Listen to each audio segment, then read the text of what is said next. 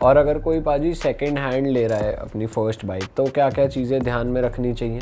भाई स्कैम इस लेवल के हो रहे हैं ना आज की डेट में। आप अपने सारे मैथ्स भूल जाओगे, सारे अंदाजे लगाने भूल जाओगे। आप टायर, लोग कहते हैं टायर देख के लो, टायर के ऊपर भी एक नई लेयर चढ़ा के दे देते हैं, स्टैंपिंग भी नहीं कर देते हैं, आपको लगेगा फ्रेश डेट का है। तो उस लेवल पे स्कैम हो रहे हैं। इंजन ऑयल में भी, और जो इंटरनेशनल, अगर हम Moto2, Moto3 की बात कर रहे हैं, MotoGP की बात कर रहे हैं, ये तो इतनी एक्सपेंसिव बाइक्स होती हैं, इनकी टेक्नोलॉजी ही नेक्स्ट लेवल होती है। जैसे इसमें नट बोल्ट लगेंगे तो एल्यूमिनियम के होंगे, टाइटेनियम के होंगे, जहाँ भी वेट रिडक्शन जितना हो पाए। अगर लीवर तक है वो भी कार्बन के बने हुए हैं। तो एक बाइक कितने की बनती होगी भाई कम से कम अगर इंडियन करेंसी में बोलूँ तो 5 CR to 7 CR। भाई नेपाल बहुत खतरनाक है। मैं अभी बोलूंगा तो मतलब मे बी इस पे कंट्रोवर्सी हो सकती है, बट मैं बोलूंगा कि लद्दाख आज की डेट में तो बच्चा है, आज लोग कर लेते हैं, स्पीति कर लेते हैं, बट नेपाल अभी भी अनटच्ड है। वहाँ पे मैं अभी मनांग करके आया था, वो भी हायाबुसा पे। बहुत डेयरिंग था, बहुत डिफिकल्ट था। उससे भी ज्यादा डिफिकल्ट था संदकपुर करके एक जगह है, मेरा वीडियो है, उसके अंदर क्या हुआ, क्लच का कवर उड़ के निकल गया, वहां से धुआं निकल रहा है ऐसे कि लग गई बाइक में आग।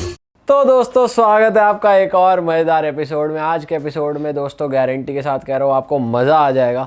जैसा कि आपको पता है हम ट्रैवलिंग के बहुत सारे पॉडकास्ट करते हैं, व्लॉगिंग के बहुत सारे पॉडकास्ट करते हैं, लेकिन आज जो हमारे गेस्ट हैं ये पायनियर रहे हैं व्लॉगिंग और स्पेशली मोटो व्लॉगिंग में। इन्होंने पूरा इंडिया बाइक पे कवर कर लिया है, इंटरनेशनली भी बहुत सारी जगहों पे इन्होंने बाइकिंग करी है।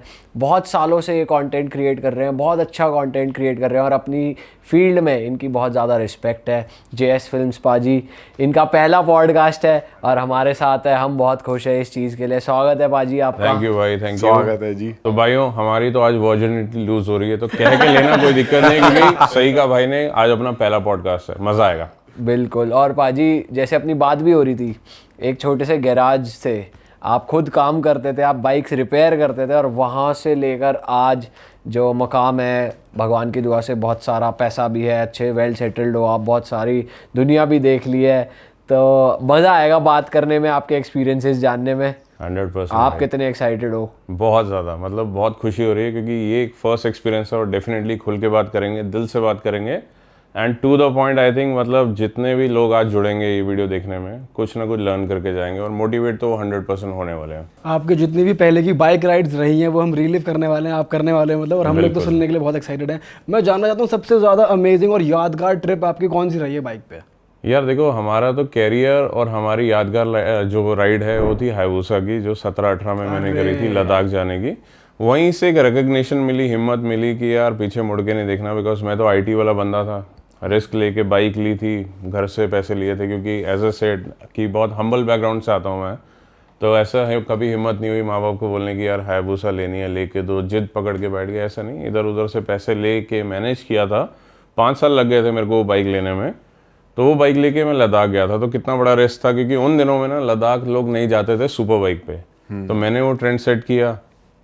जब वहाँ गए बहुत सारे चैलेंजेस आए और मैं मोटो व्लॉग भी कर रहा था। और यहाँ मज़े की बात यह है कि देखो, जब मैंने मोटो व्लॉग करा तो कैमरा तो मैं लेके गया एक दोस्त से रेंट पे, मतलब इन द सेंस उसको मैंने कुछ ट्रीट दे दिया कि चल यार कैमरा दे दे 10 दिन के लिए, आएगा तो तेरा काम मैं ये कर दूंगा। बट मेरे पास में माइक लेने के पैसे नहीं थे। तो जो भी मैंने व्लॉग्स उन दिनों में बनाए वो नेचुरल ऑडियो जो GoPro रिकॉर्ड करता है तब आए थे, और वो सीरीज़ काफ़ी हिट हो गई थी। लोगों ने इतना डेयरिंग एडवेंचर नहीं देखा था। तब कहीं ना कहीं रिकग्निशन भी मिली, ब्रांड्स ने भी अप्रोच किया, और जब समझ में आ गया यार यहाँ से तो पैसे भी मिलना शुरू हो गए, तो जो मेरा मेन बिजनेस था वेबसाइट डिज़ाइनिंग, वो थोड़ा फेड होता गया और मैं इस तरफ ज़्यादा इंडल्ज होता गया। तो वो 100% मेरा सबसे यादगार ट्रिप। वैसे पाजी डरते हैं लोग गाड़ी से भी लद्दाख की ट्रिप करने में कि भाई कितने फंस ना जाए, कहीं कुछ ना हो जाए। तो आपके साथ कभी हुआ, जैसे आप तो बाइक पे कर रहे थे ट्रैवल, तो कभी हुआ कि जैसे पेट्रोल भी ले जाते हैं लोग एक्स्ट्रा कैंस में, इन सब में, तो आपने वो सब कैसे मैनेज किया उस ट्रिप पे? देखो, जब मैंने इनिशियली लद्दाख एक्सपीरियंस किया था वो था 2014। तब समझ में आया था कि this is very very difficult, because अभी हम बहुत इमेच्योर थे, प्रिपरेशन नहीं थी। और विदाउट गुड प्रिपरेशन ना कोई भी एक्सट्रीम टेम्परेचर्स में, एक्सट्रीम वेदर में आपको ट्रबल होने ही वाला है। अभी बाय गॉड ग्रेस बहुत सारी चीज़ें दुनिया को पता है, थ्रू सोशल मीडिया, सोच of awareness by the vloggers like us. तो ये ज़रूर से है कि देखो, आज वो लद्दाख नहीं रहा है जो लद्दाख 2014 या 2016-17 में, जो मैं आपको बता रहा हूँ मैं गया तब था। बहुत सारे वहाँ पे पासेस पे ना हमें पानी, बर्फ़ सबका सामना करना पड़ता था, एक्सट्रीम टेम्परेचर से। आज तो बहुत जगह रोड बन भी गए हैं और रोड के नीचे से ही ना पानी के फ्लो को निकाल देते हैं। नहीं तो जो पहले का सीन था, नदियाँ रोड पे आती थी, अगर मेरे आप वीडियोस देखना, एक जगह हम लोग क्रॉसिंग कर रहे हैं तो 5 बंदे ऐसे ह्यूमन चेन बना के एक एक बाइक करके निकाल रहे हैं, और उसके बाद भी we are just like unable to cross that. तो क्या हो रहा है, हम लोकल हेल्प मांग रहे हैं कि एक गाड़ी सामने से लगवाई, एक गाड़ी यहाँ से लगवाई, उसके बाद भी ह्यूमन चेन बनाया और तब जाके एक रोड का पैच हमने कवर किया। सो बहुत डेयरिंग था उन दिनों में। और अगर कल को कुछ वहाँ पे बुरा भी होता तो तब तक हमारा ये यूट्यूब का ज़माना नहीं था, रील का ज़माना नहीं था, वो तो रिकॉर्ड भी नहीं होता, हम ऐसे ही बह जाते। बट आज अच्छी बात है कि अवेयरनेस है, लोगों को पता है, लोग जाते हैं, सुविधाएं बहुत हो गई हैं, बहुत अच्छे होटल हो गए हैं। आपको अगर कल को वहाँ पे हेल्थ से भी रिलेटेड कोई सर्विस चाहिए तो दैट इज़ ऑल्सो देयर। आपको मतलब आज वो ट्रबल नहीं आएगा जो पहले आता था, क्योंकि इंटरनेट भी है वहाँ पे। मैं लास्ट टाइम गया था तो मैंने ऊपर खारदुंगला टॉप से अपनी वाइफ को वीडियो कॉल किया था, अच्छा। Which was not possible previously जब हमने शुरू किया था जाना। और उन दिनों में ऐसा लगता था कि भाई अभी 5-6 दिन जब बिना इंटरनेट के हम लोग रहते थे तो लगता था कि यार दुनिया में मतलब बहुत कुछ है। हम लोग डिस्कनेक्ट होके रिकनेक्ट होते थे गॉड से, अपॉर्चुनिटीज़, मतलब जो हमें लगता था कि नेचुरल जो चीज़ें जो आपको हील करती हैं वो हम अच्छे से फील कर पाते थे। वेयर एज आज की डेट में आप वहाँ जाके भी कनेक्टेड हो, वहाँ भी बैठे हो, मैसेज आ गया जिसने आपके माइंड को कुछ टेंशन दे दिया, बैलेंस कम हो गया, EMI बाउंस हो गई, किसी का लफड़ा हो गया, तो आप बैठे माउंटेन्स में हो but just because of the connectivity आप उसका वो फील नहीं ले पा रहे हो। और पाजी ये ना एक कंपैरिजन चलता है लेह लद्दाख के लिए कि गाड़ी से जा रहे हो या बाइक से जा रहे हो, बाइक का बहुत ज़्यादा मज़ेदार है एज़ कम्पेयर टू अगर आप कार से ट्रैवल करो। ऐसा सच में है? यार बिल्कुल है। देखो आज भी अगर मैं बोलूँ आपको, जो एक ये पैनारोमिक व्यू मिलता है जो बाइक से मिलता है, जो आप एक्सपीरियंस करते हो, वेदर को ऑन योर फेस, डस्ट को ऑन योर फेस, ऑब्वियसली ये सारी सेंसेस काम करती हैं to give you a different experience. आप गाड़ी में बैठते हो, आप शील्ड के पीछे हो, जो विंडशील्ड है, आपको पता है कि यार पत्थर तो नहीं लगने वाला है सीधा मुंह पे, सीधी हवा भी नहीं लगेगी, AC लगेगा, थोड़ा सा इधर देख पाते हो, थोड़ा इधर है, थोड़ा इधर, but with the bike you can see that, you can feel that and you connect more with your motorcycle. Like मैं तो बाइकर हूँ तो मैं तो यही बोलूँगा, मेरे पास गाड़ियाँ भी हैं बट मैं तो भाई बाइक से ही प्रेफर करता हूँ, जहाँ भी हो पाए तो मैं बाइक से ही जाना चाहता हूँ, because I feel more alive and it is kind of a meditation to me. क्योंकि लोग थेरेपी ले रहे हैं आज की डेट में, स्ट्रेस बहुत हो रहा है जी, थेरेपी ले लो, रिलेशन काम नहीं किया, थेरेपी ले लो। तो सोचो यार, बाइकर थेरेपी तो कब से ले रहे हैं? जिसने 2 व्हील बना दिए उसने एक यहाँ पे ह्यूमैनिटी पे ना एक एहसान कर दिया है कि भाई यहाँ आप बस बाइक चलाओ, बस कंडीशन अप्लाई, थोड़ा सा डिस्कनेक्ट खुद भी होना पड़ेगा। तो मेरी प्रेफरेंस रहती है जब मैं ट्रैवल करता हूँ, I keep my phone aside, may be मैं घर वालों को मैसेज कर देता हूँ for 2-3 hours I am not available, और उसको एयरप्लेन मोड डाला। गाने पसंद है तो गाने बजा लिए, बाकी मोटो ब्लॉगर्स को ज़्यादा गाने सुनने को नसीब नहीं होते हैं क्योंकि उन्हें हर 2 मिनट में एक आइडिया आता है कि यार यहाँ पे कुछ अच्छा दिख रहा है, इसको रिकॉर्ड करके बोल दो, तो वैसा हो जाता है। बट पाजी मैं जानना चाहता हूँ आपसे कि बाइक को लेकर ना आम लोगों का, मतलब जैसे मेरा पर्सनल वो है कि यार मैं कभी बाइक में इन्वेस्ट नहीं करूँगा क्योंकि गर्मी में गर्मी लगती है, ठंड में ठंड लगती है, बारिश में बारिश, और गिरे तो सीधा घुटना गया, मुँह गया, तो यार बाइक तो सेफ नहीं है। और कभी लंबी राइड कर ली तो पीठ टूट जाती है। बट मेरे को समझ नहीं आता कि बाइकिंग से प्यार क्यों होता है, कैसे होता है, तो मैं आपसे जानना चाहता हूँ what is biking for you और आपको कैसे उससे इतना प्यार हुआ? देखो भाई, ये एक ऐसी चीज़ है ना जो शब्दों में बयान करना मुश्किल होगा। इट इज़ लाइक लव, ठीक है। आप कौन सी लड़की को क्यों प्यार करते हो, you can not give the right answer, ठीक है। For maybe you are whatever you are saying, आप अपनी नज़रों से सही कह रहे हो, दूसरा कहेगा क्या बातें कर रहा है, हमें तो समझ नहीं आ रही। तो इट इज़ लाइक दैट, ठीक है। वैसी ऑडियंस भी है जो हमें बोलती है यार ये बाइक कितने की, हम बोलते हैं 20 लाख की, अरे इतने में तो स्कॉर्पियो आ जाएगी। ऐसे हमें बहुत सुनने को मिलता है, इससे बढ़िया तो तुम गाड़ी ले लेते हैं। हम बोलते हैं 4 गाड़ी घर पे खड़ी है, तब भी हमने बाइक में इन्वेस्ट किया, because it is not necessary first of all कि आपको जो फील हो रहा है वो आप किसी को समझा पाओ, क्योंकि दोनों टाइप के एक ऑडियंस है, दोनों टाइप के लोग हैं जो बिल्कुल सही सोचते हैं।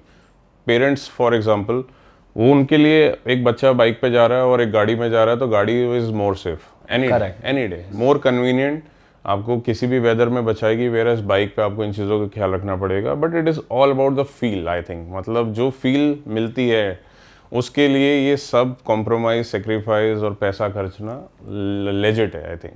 पर आप खुद बाइक्स रिपेयर करते रहे हो और आप खुद काम करते थे गराज में, तो वहाँ से ये एक्सपेंसिव बाइक, सुपर बाइक्स का शौक आना, ये कैसे हो रहा है? दोस्त मैं पता है एक चीज़ बोलना चाहूँगा, शौक की जब बात होती है मैं अक्सर बोलता हूँ, मतलब देखो शौक हर किसी को होता है, जो कैमरा के पीछे आज हैं उनको भी होगा, जो ये वीडियो देख रहे हैं उनको भी होगा, बट इवेंचुअली वो शौक पूरा करने के पैसे हर किसी के पास नहीं होते हैं। तो मेरे पास भी वैसे नहीं थे। अब मैं हम्बल बैकग्राउंड से था, मेरे पापा मैकेनिक हैं, आज भी हमारी शॉप है जहाँ से उन्होंने स्टार्ट किया था आज से 30 साल पहले। अपने पास मैकेनिक हैं, अपने पास टूल हैं, आज भी वहाँ बाइक रिपेयर होती है। तो अपना 10वीं 12वीं के बाद मैं भी बैठ जाता था, गर्मी बहुत है तो पेरेंट्स को बोलता था पापा को कि आप 2 घंटे का ब्रेक ले लो, मैं संभालता हूँ दुकान। उस टाइम पे बिल बनाना, छोटा मोटा रिपेयर जो मुझसे हो पाए, जिसमें अगर मेन मैकेनिक्स बिजी हैं, आपको पता है कई बार क्राउड आ जाए, रश आ जाए, तो हम खुद ही बाइक धो भी देते थे। चेन टाइट करना है वो भी कर लिया, किसी को क्लच लूज़ हो रहा है वो कर दिया। तो ये सारे काम मैं कर लेता था वहीं पे। और इन बिटवीन जब पापा आ जाते थे तो उनको हेल्पिंग हैंड के लिए क्या होता था, सर्विस करवाने के लिए बाइक लेके जाते थे धुलवाने के लिए, जहाँ बाइक वॉश होती है। तो वो होता था हमारे से मतलब 6-8 किलोमीटर दूर। अगर मैं साउथ दिल्ली में हूँ तो मदनगिर करके एक जगह जहाँ पे बाइक मार्केट था, वहाँ जाके मैं बाइक वॉश करा के शॉप पे वापस लाता था। इतने में दूसरी बाइक लेके जाता था, तीसरी। तो मतलब किसी भी तरीके से पापा को हेल्प करूँ शॉप पे, क्योंकि वहाँ से ये था। उन दिनों में करिश्मा लॉन्च हुई थी हीरो की, और रोडीज का भी सीज़न 1 आना था, है ना। तो ये एक बड़ी डोमेस्टिक मार्केट में ना हाइप वाली बाइक थी, क्योंकि हर कोई अफोर्ड नहीं कर पा रहा था, क्योंकि पल्सर लेना भी मुश्किल था लोगों के लिए। स्प्लेंडर लेते थे, सीबीजी लेते थे, बट करिश्मा की जो लुक थी वो स्पोर्टी थी, करिश्मा की बहुत तगड़ी लुक हो गई। मैंने ली थी। हायाबुसा से सिमिलर ही, वो देसी हायाबुसा थी, हाइप थी उसकी प्रॉपर। रोला और हो गया उसमें था भी एक बिल्कुल। लोगो सा बना होता था करिश्मा। और वो येलो कलर में इतनी अट्रैक्टिव लगती थी कि यार मेरे को ये चाहिए, बहुत हर सही, बच्चे के बहुत माइंड में था सही। उस टाइम। हाँ, और वो एक ना धूम में बाइक आई थी बैंडेड, तो उसका एक सेमी इंडियन वर्जन भी लगता था, नेकेड बाइक की तरह थी, सेमी नेकेड बाइक। तो वहाँ से एक एस्पिरेशन थी कि यार ये लेनी है। तो जैसे तैसे वही घर पे लड़े झगड़ के थोड़ा टाइम लगा, बट वो बाइक मैंने ली थी। लेने के बाद मैंने ग्रुप भी चालू किया जिसका नाम था टॉर्क गैंग। मतलब बहुत कम लोगों को पता होगा, जब रोडीज का सीज़न 1 आया था उन दिनों में मैंने यहाँ पे दिल्ली NCR में ग्रुप चालू किया था। और ये जो एक्सप्रेस वे आपका खुला है ग्रेटर नोएडा को जाने को, यहाँ तो हम आगे स्टंट किया करते थे। बच्चे थे तब तक पता नहीं था, हमारे सामने हाईवे बने हैं। तो 40 ग्रुप में हमारे बाइक होती थी, सारी की सारी करिश्मा। तो हमारा जो एक एंट्री पॉइंट था कि आपके पास करिश्मा है तो आप हमें ज्वाइन करो। मैंने वेबसाइट बनाई थी, torquegang.com के नाम से डोमेन लिया था, वेबसाइट बनाई थी। सैटरडे रात को बैठ के वहाँ पे अपडेट कर देता था कि भाई संडे को राइड कहाँ होनी है, बिकॉज यूट्यूब नहीं था, व्हाट्सएप नहीं था उन दिनों में, जब मैं ऑर्कुट के ज़माने की बात कर रहा हूँ मैं। तो वहाँ से भी जब हम जाते थे संडे राइड पे, हमें सुपर बाइक गैंग दिखता था। एक बहुत ही फेमस ग्रुप है दिल्ली का, group of Delhi super bikers. वो हमारी एस्पिरेशन थे कि भाई यार इनके पास बड़ी बाइक्स हैं। पहली बार जो हमने धूम में हायाबुसा देखी, रियल ग्रुप में, रियल फ्लैश में हमें संडे राइड पे देखने को मिली। तो होता था कि यार यहाँ ये भी लेंगे, ये भी लेंगे। तो एक ना फोकस लॉक हो गया था लाइफ में। मतलब बहुत आई, CBR I, Kawasaki I, but अपना फोकस लॉक था कि ज़िंदगी में ना अगर मैं हायाबुसा ले लूँगा तो ऐसा लगेगा यार ज़िंदगी सफल हो गई। क्योंकि ये हर किसी का, हर बच्चे का सपना था, बिल्कुल बिल्कुल। तो उसी तरीके से मैं भी हूँ। तो एक बड़ा अच्छा इंसिडेंस बताता हूँ। देखो फ़ोन तो नहीं थे, मेरे पास भी नहीं थे, घर पे लैंडलाइन ज़रूर सा था। मैं ट्यूशन जाता था, ट्यूशन के दोस्तों को भी मेरा ये वाला जो पैशन है फॉर द हायाबुसा और passion for super bike, fast bike पता था। तो CCD नए नए खुले थे, मैं जहाँ रहता हूँ वहाँ पे पहला CCD खुला। तो वहाँ पे कोई आया सुपर बाइक लेके, वो भी ब्लैक कलर की हायाबुसा थी। उन दिनों में एक्चुअली क्या है, लीगल चैनल से ना बहुत कम आ रही थी, ग्रे मार्केट बाइक थी। तो बाइक आके वहाँ पे खड़ी हुई, कोई कपल था, वो अंदर गए कॉफ़ी पीने के लिए। मेरे दोस्त का फ़ोन आया, क्योंकि दोस्त ने स्पॉट करी, वो घर गया, उसने लैंडलाइन से मेरे लैंडलाइन पे फ़ोन किया कि जल्दी मार्केट आ जा, मार्केट में CCD के बाहर तेरी फेवरेट बाइक खड़ी है। मैं चला गया, मैं पापा की RX 100 लेके चला गया। अब बाइक वहाँ पे खड़ी है, बंदे अंदर बैठे हैं, मैं बाइक निहार रहा हूँ। थोड़े बहुत मेरे जैसे और लोग भी हैं जो थोड़ी थोड़ी देर में आके चेकआउट कर रहे हैं। तो आई वेटेड 1.5 आवर कि बस मेरे को बाइक की आवाज़ सुननी है। कपल बाहर आया, बाइक स्टार्ट करी। अब भाई जो गूज़बम्स मुझे आए, और जैसे उसने चलाने को किया, उसको ऑब्वियसली जब उसने बाइक स्टार्ट करी थोड़ा सा क्राउड हो गया, तो उसने एक बार को थ्रॉटल दिया, हल्का सा टायर स्किड हुआ। मेरे को लगा यार ये तो देसी जॉन है भाई, ये मेरे लिए मतलब आज तो ये मेरे लिए जॉन यही है। आई ट्राइड फॉलोइंग हिम थोड़ा सा बाहर तक। तो क्या होता है आपको पता है, बचपन में एक रिस्ट्रिक्शन होते हैं। पापा को पता है आप स्कूटर बाइक चला रहे हो, बट वो बोलते बेटा उस रेड लाइट के बाहर दिख गया ना तो कुटाई होगी, वहाँ से नहीं जाना आगे बाहर। तो मेरी एक रिस्ट्रिक्शन थी कि भाई जहाँ मैं रहता हूँ वहाँ से आगे पंचल वाली साइड मान लो नहीं जाना है। तो मैं उसको बाइक को फॉलो कर रहा हूँ, और फॉलो करते करते वो रेड लाइट पे वो आगे चला जाता है, और मैं यूटर्न लेके घर जाता हूँ। और मैं घर जाने के बाद अपने मम्मी के सामने मैं नाच रहा हूँ, कूद रहा हूँ कि यार मैंने आज हायाबुसा स्पॉट कर ली। सो वो पैशन था। तो वहाँ से ये सब डिलीवर हुआ। अब करते करते देखो कहीं से तो स्टार्ट करना है। मेरे बजट में आई हॉयसंग, पहली बाइक मैंने ली, वो भी लड़ झगड़ के ली। एक एयर पायलट था द्वारका में, उससे लेके आया, उसकी शिप जॉब लग गई थी तो उसके पापा ने सेल कर दी, मुझे ले ली। एक फ्रेंड था बीच में, उसने थोड़ा डीलर वाला काम किया, उसमें भी थोड़े 10-15 हज़ार मार ली। उन दिनों में 10 साल पहले 10-15 हज़ार भी बहुत होते हैं। एंड मैं यंग था, मेरे को इन चीज़ों की समझ नहीं थी, थोड़ा सा उसमें नुकसान खाया। फिर मैंने ली Z800, क्योंकि अभी भी हायबूसा अप्रोचेबल नहीं थी। उसको लेते लेते मुझे 5 साल लग गए। और उसके बाद एक बहुत फ़नी सीन हुआ और एक अच्छा थॉटफुल कमेंट आया मेरे लाइफ में। वो क्या हुआ कि जब पहली बाइक ली तो 5 साल लगे, बट 1 साल अच्छा गया हमारा 2021 में। मैंने 1 साल में 5 बाइकें ले ली। तो एक स्टेज पे मेरी एंट्री थी, मैंने 5 बाइक वहाँ खड़ी करी। मैंने कभी ऐसा सोचा नहीं कैसे आया मेरे जहन में, बट मैं स्टेज पे खड़ा हूँ, हज़ारों लोग सामने में खड़े हैं, और मैंने वहाँ ये डायलॉग चिपका दिया। एक बाइक लेने में 5 साल लगे थे और आज मैंने 1 साल में 5 बाइकें ले ली। सो भाई गूज़बम्स आ गए बोलते हुए भी, और लोगों ने अप्रिशिएट किया। तो मेरी जो कोर ऑडियंस है उनको ये चीज़ पता है कि स्ट्रगल इज रियल। तो वहां से आए हैं। अभी कौन कौन सी बाइक्स है आपके कलेक्शन में? यार मेरे पास अभी वर्ल्ड्स फास्टेस्ट प्रोडक्शन मोटरसाइकिल है, which is Ninja S2, which is again rare, few people have it. Then my most favourite is Hayabusa, जिसने मुझे बनाया। एज आई टोल्ड यू कि मेरा love for Hayabusa is like to the next level. मुझे ऐसे भी complement मिलते हैं कि यार जॉन अब्राहम ने इतना प्रमोट नहीं किया जितना आपने कर दिया। सुजुकी को तो आपको कुछ ना कुछ देना चाहिए, आपको रिवॉर्ड करना चाहिए। आपको इतनी बाइकें मैंने बिकवाई हैं, झूठ नहीं बोल रहा हूँ। मतलब बहुत लोग ऐसे रियल लाइफ ग्राउंड जीरो पे बोलते हैं यार आपको देखे हायबूसा लिए। हायबूसा का प्राइस कितना है अभी? कितना यार अभी it is close to 20 lakh rupees. New gen is there. मेरे पास जेन 2 है, तो 3 जनरेशन आई हैं सो फार। तो जेन 1 जो धूम में यूज़ हुई थी, जेन 2 जो मेरे पास में है, और जेन 3 जो हमारे एक दोस्त हैं उनके पास में है। एंड अभी चलो आगे बढ़ते हैं। This is the second bike. The third is the Kawasaki Ninja. ये भी आज की डेट में बच्चों का ड्रीम है। ग्रीन बाइक देखते हो, उसमें निंजा चाहिए। वैसे थोड़ा बदनाम भी हो गई, थोड़ी छपरी बाइक भी हो गई, क्योंकि क्या है, most easy bike to get in India. Reason being बहुत यूनिट सेल हुए हैं, it's very easy to get a litre class. ये आज भी कंपैरेटिवली सस्ती है। कितने की एज कम्पेयर्ड आज भी है 18-19 लाख रुपए की है। Z900 उसकी Z900 is also like a lot, मतलब famous in the young category, young generation के लिए। बट ओवरऑल सबको ना फेयरिंग वाला बाइक चाहिए। Sports bike look sports bike होता है, चाहे प्रैक्टिकलिटी उसकी हो ना हो। आगे बढ़ते हैं। तो this is the third one. Fourth जो मेरे पास में है वो है GSA, that is a BMW। बड़ी वाली बाइक आपने देखा, अंग्रेज लोग टूरिंग करते हैं, वर्ल्ड टूर पे जाते हैं, तो वैसी बाइक है कि घर बसाना हो तो आप घर बसा सकते हो उस पर। Fifth one is very special to me. ये है BMW की S1000RR, which is now converted into M1000RR। मतलब एक डिफरेंस समझाता हूँ। एक बाइक आती है 30-35 लाख रुपए की, एक बाइक आती है 65 लाख रुपए की। तो मैंने क्या किया, 65 लाख वाली लुक बना दी है 30-35 लाख वाली बाइक में। अच्छा। सो सारे कार्बन पार्ट लगे हैं, बहुत अलग से अपील करती है, और बहुत ही मतलब one of my crazy build bike है। तो ये तो 5 मेरे पास बड़ी बाइक्स हो गए। इसके बाद मेरे पास 5 डोमेस्टिक बाइक्स भी हैं, जिसमें से Harley X440 is one of that. अभी मैंने RX100 की बात करी थी, जिसपे मैं गया था वो बूसा देखने के लिए, तो मेरे पास वो भी है। RX100 की भी लुक एंड फील अलग है यार, वो एक जमाना सही, था। अभी 1 किक स्टार्ट है वो अभी भी। वो उसकी आवाज भी और उसकी लुक एंड फील ना अलग है वैसे। हाँ, तो that is my second one. Then मेरे पास में अभी नई वाली KTM एडवेंचर 390 भी है, मेरे पास में X-Pulse भी है। And then this one more, let me think. तो हो जाता है। कलेक्शन तगड़ा है कलेक्शन आपका। तगड़ा है collection। वैसे इस पूरे कलेक्शन में फास्टेस्ट बाइक कौन सी और आप कौन सी दौड़ाई है? फास्टेस्ट तो हमारी H2 ही है फॉर श्योर। हाँ।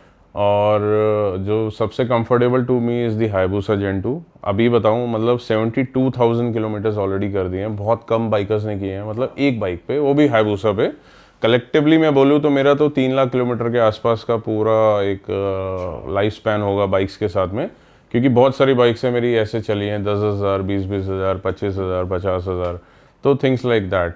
तो वो फेवरेट हो गई, फास्टेस्ट हो गई हमारी H2। कंफर्ट में मैं GSA को कितनी स्पीड तक गया हो फास्टेस्ट बाइक पे? देखो रोड पे तो मैं स्पीड लिमिट फॉलो करता हूँ, बट ट्रैक वगैरह पे जाते हैं तो 270, 280 270, 280 कैसा लगता है भाई ऐसी स्पीड पे बाइक में? इसमें तो गाड़ी में ही फट जाए। दिल जोर से धड़कता है, और मतलब may I sound foolish on it कि भाई आपको अपने दिल की धड़कन भी सुनाई देती है, क्योंकि फटी होती है ना भाई। इतनी स्पीड में आपका जो फोकस होता है वो सीधा ऐसा होता है ना कि यार एक गलती एंड गेम ओवर। तो you are more alive at that particular period when you are over speeding, but not on the roads. 100%, never on the public roads. ये तो वैसी फीलिंग आती होगी जैसे कोई स्काई डाइव करके आती है। 100% जो एड्रेनलिन रश होता है, इट इज 10x ब्रो। तो मेरी तो ऑडियंस को जो हम बोलते हैं 200 200 200 is like the feeling which I share with my people कि वो एड्रेनलिन रश जो है आपका 200 200 200 मतलब इज अ फुल पावर भाई। फुल और चरम पे। बहुत ज़्यादा हमने देखा है बाइकिंग ग्रुप्स का बहुत कल्चर है, तो what is the main purpose कि ये ग्रुप्स फॉर्म होते हैं, ये निकलते हैं राइड्स पे, ये इसका मेन पर्पस क्या है? क्या सब लोग सिर्फ राइड करने निकलते हैं या यार, शोबाजी है या क्या है? Birds of same feather flock together at the end of the day. अगर आप शौकीन हो, मान लो आपको हाइकिंग का शौक है, आप देखोगे वहाँ भी ग्रुप्स हैं, सेमी टेम्पो ट्रक में भर के जा रहे हैं जी, क्या करना है 20 किलोमीटर की चढ़ाई करनी है, 2 दिन चढ़ाई करनी है, क्या शौक है। मतलब इवेंचुअली अगर जिसको शौक नहीं वो बोलेगा क्या है ये, क्या क्या कर रहे हैं, but you'll see groups there. Same ways biking के अंदर जैसे जिसको बाइक का पैशन है, नो मैटर वो आज एक बहुत टॉप सर्जन है, बहुत टॉप वो बिल्डर है, बहुत टॉप बिजनेसमैन है, एंटरप्रेन्योर है, सब एक कॉमन टेबल पे बैठते हैं, बात करते हैं, अपनी फीलिंग शेयर करते हैं, रोड ट्रिप्स का प्लान करते हैं कि यार I am planning there, I have a farm house, let's go together, let's ride. So community build होती है, दे एंजॉय। तो it is like that. So इसलिए ग्रुप्स हैं, एलीट ग्रुप्स हैं, पीपल गो देयर। और बहुत सारे ऐसे लोग भी हैं जिन्होंने बाइक ले ली but they are not able to do the activities. Sunday उठते हैं, राइड करते हैं, बोर हो जाते हैं, यार अकेले तो मज़ा नहीं आ रहा है, यार वो कैफ़े में अकेले जाके खाने में तो दिल नहीं कर रहा है। सो दे नीड कम्युनिटी। और फिर कुछ ऐसे भी लोग हैं जिनको अपना because of the social media उनको अपनी लाइफ थोड़ी रंगीन दिखानी है, मुझे ऐसा लगता है, क्योंकि कॉर्पोरेट वर्ल्ड में काम कर रहे हैं, वहाँ पे आपको पता है कॉर्पोरेट कल्चर में क्या है कि आप बस घूमो और कोई ना कोई डस देगा। तो ऐसा होता है कि भाई people may have fun with you, people may laugh with you, but at the end of the day you are the competitor. आपको आपका पोस्ट ऊपर है तो दूसरे को आपकी पोस्ट पे तो पहुँचना ही है। आप बॉस के चाहिए तो दूसरे को भी भैया इंसेंटिव तो चाहिए। तो ऐसे लोग हैं जिनको अपनी पर्सनल लाइफ में हॉबी दिखाना होता है, डालना होता है या पसंद होता है कई बार, तो just for the hobby they join the groups, they go there on Sunday for 2 hours, get some pictures clicked और उसके बाद बस ठीक है अगले हफ्ते की तैयारी करते हैं बस। भाई अगर कंटेंट क्रिएशन की बात की जाए तो moto vlogging as a genre down हो गया है क्या यूट्यूब पे? यार देखो, डाउन एंड हाई नहीं होगा but definitely it is not the right time for moto bloggers. Because क्या होता है, बहुत सारे जगह, बहुत सारी एरियाज ऑलरेडी लोगों ने कवर कर लिए हैं एंड लोगों ने डाइजेस्ट कर लिया ऑलरेडी। जो कंटेंट है बन चुका है। मान लो मेरे को लद्दाख के ऊपर गाइड बनाना है, मैं भूटान गया हूँ अपनी बूसा पे, उसके लिए गाइड है, नेपाल गया हूँ, डिफिकल्ट टेरेंस किए हैं, एंड मेरे जैसे बहुत सारे और भाई लोग हैं जिन्होंने किया है। तो eventually people are done with that कि भाई हमने तो जाना नहीं, कहते ना जिस गली जाना नहीं वहाँ का रास्ता पूछ के क्या करेंगे वो, तो वैसा है। अब लोगों को क्या मज़ा आ रहा है, जो मेरे को लगता है जो शिफ्ट आया है विद मोटो ब्लॉगिंग, थोड़ा पर्सनल लाइफ में, if you are growing in your personal life, you are getting married, you purchasing things, houses, people want to know कि दूसरा बंदा कैसे रहता है, उसके रिश्ते कैसे हैं, कैसे वो अपनी फैमिली को ट्रीट करता है, कैसा उसका डॉग है, क्या रिलेशन है। दे सी एस्पिरेशन कि यार काश कल को मैं भी सक्सेसफुल हूँ तो I should have a house like this, I should have a like a good relation with my friend zone like this.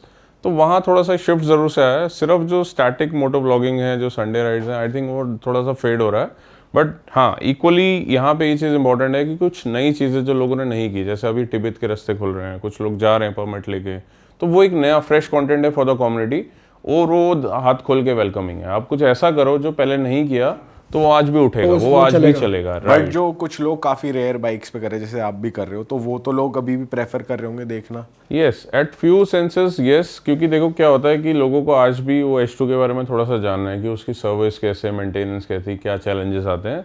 So maybe they are interested. And जो मैंने ट्रेंड शिफ्ट देखा है, देखो अगर कोई नई चीज़ आती है, मान लो अभी आपने Z900 की बात करी थी, तो नई वाली जो Z900 आई, मैंने वीडियो बनाया जहाँ मेरा एक एक्स अमाउंट ऑफ व्यूज़ आ रहे हैं, 4x हो गए। बिकॉज इसको बोलते हैं बहती गंगा में हाथ धोना। मतलब हमारी इंडस्ट्री में अगर कुछ नया आ रहा है और जो मास ऑडियंस के लिए, मान लो Z900 ज़्यादा लोग खरीद पाएंगे, H2 हर कोई नहीं खरीद पाएगा, 50-60 लाख रुपए की बाइक है, और जहाँ 10-12 लाख की बाइक है, जो एक बच्चे की एस्पिरेशन है कि यार मैं अगर सक्सेसफुल हुआ, फर्स्ट सैलरी आई, थोड़े साल की सेविंग करी, तो क्या ले पाऊंगा बजट में, तो मेरे को तो यार ये लेना है, तो उसकी ऑडियंस ज़्यादा है। अगर आप जेनरिक कंटेंट करते हो जहाँ पे आपको पता है मास ऑडियंस है डाइजेस्ट करने के लिए, you are producing it for the mass audience, तो आज भी स्कोप उतना ही है। बट आई फील से कि यार आप अपने से कर रहे हो कुछ, अब रोड ट्रिप दिखा रहे हो कि मैं यहाँ से जम्मू जाना चाहता हूँ या लद्दाख जाना चाहता हूँ या स्पीति जाना चाहता हूँ, तो ऑलरेडी इतना कंटेंट है, इतनी इटनरीज हैं, कौन सा रूट लेना चाहिए, क्या आपको अपने बैग में पैकिंग करके डालना चाहिए, कि वो कंज्यूम हो चुका है, इसीलिए थोड़ा सा फेड हो रहा है। पाजी, लद्दाख के अलावा और कौन सी मोस्ट ब्यूटीफुल रोड्स हैं जो आपने बाय रोड करी हैं, थोड़े एक्सपीरियंसेस की बात करते हैं। भाई मैं तो ये बोलता हूँ, देखो हमारा देश बहुत ज़्यादा खूबसूरत है। It is like every inch every corner it is beautiful. और ये बाहर जाके रियलाइज ज़्यादा होता बाहर है। जाके रियलाइज़ होता है। मैंने मतलब 13-14 कंट्रीज़ करी हैं, कुछ में मैंने राइड भी किया है। मैं ऑस्ट्रेलिया भी रिसेंटली राइड करके आया था, कोस्टा रिका करके आया था। बट देखो यहाँ पे मैंने नोट किया, देखो फॉरेनर्स आ रहे हैं, अलग अलग कंट्री से आ रहे हैं। इनफैक्ट मेरी एक पोलैंड में फ्रेंड है, उसने मुझे बोला कि मेरे को यहाँ पे लद्दाख करना है और नेपाल जाना है, तो आई वांट टू डू मस्तांग। तो थिंग इज़ कि हमारे ही सराउंडिंग्स में बहुत ब्यूटीफुल जगह है। जैसे भूटान भी अपनी जगह में बहुत खूबसूरत है। अगर किसी ने नहीं किया, they can also opt for by road. अब बात आ जाती है लद्दाख के अलावा स्पीति बहुत फेमस है, सर्किट आप करोगे बहुत खूबसूरत है। टू मी ऑल्सो उमलिंगला वाला जो रूट है, हानले वाला रूट है, बहुत ज़्यादा खूबसूरत है, लद्दाख से निकलता है। To me Nubra valley Pangong is also so damn beautiful. मैंने शायद 10 बार कर लिया होगा, उसके बाद भी मेरा हर साल दिल करता है। और इनफैक्ट ये पॉडकास्ट के बाद भी शायद आप मेरी स्टोरीज में लद्दाख देखोगे, because I am planning to go. तो वो खुद बुलाता है आपको। जो वहाँ का लैंडस्केप है, इट इज़ अनमैच्ड, आपको ऐसा नहीं मिलेगा। तो यहाँ पे ये आपको अट्रैक्ट करता है। एक बार आपको वो कनेक्ट बन गया ना उन पहाड़ों के साथ में, वो आपको बुलाएंगे। भाई ये हमने सुना है हर ट्रैवलर से कि मैं ये आपको कहते बताऊं, हुए कि एक पहाड़ बड़ी बुलाते हैं। एक बड़ी खतरनाक स्टोरी है। मेरे साथ में एक बार हुआ था कि भाई हमारे थोड़ी से जो इंतजाम थे पूरे नहीं थे, एक्सट्रीम वेदर हो गया। कहते हैं ना, देखो रोड वही है, रास्ता वही है, वेदर क्लाइमेट टाइम अगर बदल गया तो आपका एक्सपीरियंस टोटली हॉरेबल हो सकता है। अगर वो प्लेजेंट रहा तो आप कहोगे यार वाह, मेरे तो दोस्त ने बताया था तो बहुत डिफिकल्ट टेरेन है, यहाँ तो कुछ है ही नहीं, यहाँ तो कोई लैंडस्लाइड नहीं है, यहाँ तो पानी नहीं है। डिपेंड्स आप किस टाइम पे जा रहे हो, बहुत इंपॉर्टेंट है। सेम रूट वर्स भी हो सकता है और ब्यूटीफुल भी हो सकता है। तो मेरे साथ में एक बहुत ट्रैवल करते हैं तो ऐसा होता है। गुरु डोंगमार लेक गए थे, ठीक है, वहाँ पे एक तो मेरा ऑक्सीजन कम हो गया, AMS हिट कर गया। उसके बाद हमें पानी नहीं था, उस दिन हम पानी नहीं लेके गए। जनरली हम बोलते हैं हाइड्रेट रहो, पानी पियो, पानी लेके जाओ, बट पानी नहीं था। भाई वहाँ से हम भागे, आंखों के आगे ब्लाइंडनेस हो रही है, वो जो कलर एकदम से अंधेरा छा रहा है, ठीक है। हमने ढूंढे, एक फौजी भाई थे, उनके पास वो मेटल की बोतल होती है, मिल्टन की या आई गेस बड़ी वाली बोतल होती है, तो उन्होंने थोड़ा सा हमें पानी पिलाया। उन्होंने बोला यहाँ आर्मी कैंटीन है, आप आगे चले जाओ। करा के हमने वो ट्रिप ख़त्म किया, क्योंकि ऐसे ही बहुत सारे इंसिडेंट्स हुए। तो मैंने ना ऐसे पहाड़ों को ऐसे मत्था टेक दिया, मैं कहा यार बस अब नहीं आऊँगा मैं, ठीक है। और ये कहने की बात ही 6 महीने बाद फिर यहाँ बैठ के दिल किया यार चलो पहाड़ों में चलो। तो पहाड़ बुलाते हैं भाई, जहाँ आपका कनेक्ट बन गया, you will go again and again. And it is with me as well. मैं हर साल लद्दाख करता हूँ। लोग बोलते हैं बेवकूफ़ है, इतने में तो फॉरेन ट्रिप हो जाता है, 60,000 70,000 80,000 7 दिन में लगा के आते हो आप। थाईलैंड इधर उधर कहीं भी बना गया, वियतनाम घूम के आ जाओ, बट नहीं, सेम जगह ही क्यों जाना है। मैं बोलता हूँ मेरे पास जवाब नहीं है, मेरा दिल करता है, मेरे को बुलाता है, मेरे को जाना है। पाजी इंटरनेशनल एक्सपीरियंसेस की बात करें, आपने वहाँ पे राइड करी है, तो रूल्स कैसे रहते हैं और ट्रैफिक रूल्स और परमिट्स और इन सब का क्या सीन रहता है? नहीं देखो, रूल्स तो ऑब्वियसली बहुत डिफरेंट हैं। अब ऑस्ट्रेलिया में अच्छी बात ये थी कि राइट एंड ड्राइव है, जस्ट लाइक इंडिया। आपका किलोमीटर में ही वहाँ पे स्पीड भी पता था। अब जो कंट्रीज़ में माइल्स में होगा, आपको ऑब्वियसली वहाँ थोड़ा कंफ्यूजिंग होगा। दूसरी चीज़ हो गई कि जब मैंने कोस्टा रिका राइड की थी, it was with a group only. तो उसमें क्या होता है, हर चीज़ they have manage in terms of the permit, in terms of the route. तो मेरे को होमवर्क नहीं करना पड़ा, तो इसमें मेरे को ज़्यादा डिफ़िकल्टी नहीं हुई। और थाईलैंड अभी मैं रिसेंटली राइड करा था, तो वो तो इजी टू अंडरस्टैंड है, थोड़ा ज़्यादा आपको दिक्कत नहीं आती है। इट्स लाइक थोड़ा क्राउडेड है इंडिया की तरह से, तो आपको मतलब एक दिन में आप जेलप हो जाते हो। वेरस जैसे कोस्टा रिका का मैं आपको बता रहा हूँ, तो वहाँ पे क्या, एक बंदा आगे चलेगा, एक पीछे चलेगा। यहाँ भी जो ऑर्गेनाइज ग्रुप्स हैं ऐसे ही चलते हैं कि one will be a leader, one will be a sweeper who will be at the back. वो देखेगा कि ग्रुप में से कोई पीछे तो नहीं छूट गया फॉर एनी रीज़न, और they can communicate easily through walkie talkies and all. तो बड़ा सिस्टमेटिक वे था, अच्छे डिसिप्लिन में चल रहे थे। अलग अलग जगह हम लोग घूम के आए। बट इंडिया में क्यों हमें अच्छा लगता है, देखो यार हमारा देश है, और यहाँ ना हम लोग बहुत कॉन्फिडेंट हैं कि हमें पता है हमारी मदर टंग है, हम कम्युनिकेट भी अच्छा कर रहे हैं, अपने मनपसंद की चीज़ खा भी रहे हैं। रूल रेगुलेशन का भी हमें बचपन से पता ही है, मैक्सिमम रूल्स हमें पता ही होते हैं। So we are more confident while riding here कि अगर कुछ गलती हुई, कोई सीन हुआ, तो हम समझा लेंगे। बाहर आपको मे बी इस चीज़ की डिफिकल्टी है। मान लो आपको छोटा सा एक्सीडेंट होता है, health care is expensive, then it is unreachable, whom to contact is unreachable. तो आपको वो कॉन्फिडेंस तो नहीं आता। But any day infra is better, any day. Infra की बात करें, इंफ्रा अच्छा है, ब्यूटी तो यहीं है। जैसे मैंने बताया, लैंडस्केप्स यहाँ के बहुत अच्छे हैं, but you go there, you see different kind of good roads, highway, open highways. वहाँ के राइडर्स और यहाँ के राइडर्स की मेंटालिटी में क्या फ़र्क लगा आपको? कुछ लगा डिफरेंस लोगों में? देखो ज़्यादा इंटरेक्शन नहीं हुआ मेरा लाइफ में, मतलब अलग अलग राइडर्स से। बट ये ज़रूर है कि सभी दीवाने हैं बाइकों में, चाहे वो लोडिंग हो, बाइक को अपने हिसाब से कस्टमाइज़ करना है। क्योंकि मैं ऑस्ट्रेलिया भी गया था, वहाँ पे भी एक स्पॉट था, वहाँ पे एक कैफ़े था जिसका नाम था पाई इन द स्काई, ठीक है। स्पेशली गया मैं नेपाली भाइयों के साथ, मैं वहाँ गया, मेरे को इंडियन कम्युनिटी भी मिली, नेपाली भी मिले, तो उनके साथ में उन्होंने मेरे को, एक बंदे ने राइड भी ऑफ़र कर दी। मेरा पूरा ब्लॉग है इसके ऊपर में, मैंने बनाया था। बंदे ने मुझे बाइक दी, मैं उसकी बाइक चला रहा हूँ, वैसा बैठा है। हम लोग इस स्पॉट पे गए, फेमस स्पॉट पे, वहाँ भी पुलिस वालों का डर उनको भी है, पुलिस सायरन बजाते हुए आ जाती है, लोग वहाँ भी जहाँ देखते हैं विंडो है थोड़ा नी डाउन करना है। सो बाइकर है भाई, हमें एक्सप्रेस भी करना है ना राइट मैनर, तो ये तो वर्ल्ड वाइड है। प्लस मैंने वहाँ पे फिर बाइक्स देखे, सब ने जैसे रेसिंग नंबर्स होते हैं अलग अलग, मेरा 69 है, और अब यहाँ देखोगे ये भी 69 है ना, बाइक्स के ऊपर भी 69 है। तो ऐसे ही सबके हैं, जैसे मेरा दोस्त है 46 है उसका, VROC का, तो वहाँ भी मैंने देखा बाइकों में लोगों ने स्टिकर लगा रखे हैं, अपनी इंस्टा आईडीज लगा ये रखी है। रेसिंग नंबर क्यों होता है बाइक? जनरली ऐसे आपने रेस देखे, MotoGP वगैरह होते हैं, उसमें हर टीम का एक नंबर होता है ना। अभी इंडिया में भी ट्रेंड है जिसका जो फेवरेट हो, जैसे मैं तो बदनाम हूँ 69 को लेके, मतलब मेरी सारी बाइक 69 नंबर है। अब बहुत लोग बोलते हैं भाई ट्रेंड आपने क्यों शुरू कर दिया, मतलब मैं बोलता हूँ बहुत ईजी है नंबर लेना आज की डेट में, क्योंकि आप सिर्फ 2500 रुपये कटवाते हो दिल्ली में, अच्छा, आपको नंबर मिल जाता है। जनरली आप अगर एक 6 डाल दो फैंसी नंबर 0001 या सम फैंसी नंबर, आप कितनी बाइकें लोगे? जैसे मैं हर साल में 2-3 लेता हूँ, कितना इस चीज़ पे वेस्ट करोगे? तो अगर फैंसी भी देखना है, स्टैंड आउट भी करना है, बजट में भी आ रहा है, तो नुकसान क्या है? सही बात है ना। अब दीपिका वाला जो रणवीर है, उसकी भी तो गाड़ी का नंबर 69 है, उरुस है उसके बाद, उसमें भी 69 इट्स गुड ना। पाजी जब आप यहाँ से अपनी बाइकें फॉरेन कंट्रीज में ले जाते हो तो वो कितना एक्सपेंसिव होता है वहाँ पर राइड करने के लिए? जब भी आप ले जाते हो तो उसमें कितनी हैसल आती है? नहीं दोस्त, इसमें बस थोड़ा सा करेक्शन मैं ये करूँगा कि मैं अभी तक ना जितनी राइड करी है वहाँ जाके बाइक ली है, अच्छा। खुद से नहीं ले गया। बट हाँ, अगर आप ले जाते हो तो एक चीज़ होती है कारनेट, आपका जो इनवॉइस वैल्यू है लगभग उतने ही पैसे आपको डिपॉजिट करने होते हैं as a security when you are crossing a border. And obviously अब बहुत जगह पे रोड्स नहीं है, मान लो आप यहाँ से बाय रोड सिर्फ भूटान तक जा सकते हो, बट मान लो आपको थाईलैंड जाना है बाय म्यांमार, अगर रूट नहीं खुला है, आपको कहीं ना कहीं अगर फेयर करवाना पड़ेगा इसको बाय शिप, तो वहाँ उसका चार्जेस है, प्लस जो कारनेट है वो आपको पे करना पड़ेगा। But for me whatever travel I have done, mostly it is done in India and around regions like Nepal में 4 बार कर लिया, भूटान कर लिया, एंड इंटरनेशनली जब भी मैं गया। सिमिलर है भाई नेपाल बहुत खतरनाक है, मैं अभी बोलूँगा तो मतलब मे बी इस पर कॉन्ट्रोवर्सी हो सकती है, बट मैं बोलूँगा कि लद्दाख आज की डेट में तो बच्चा है, आज लोग कर लेते हैं, स्पीति कर लेते हैं, बट नेपाल अभी भी अनटच्ड है।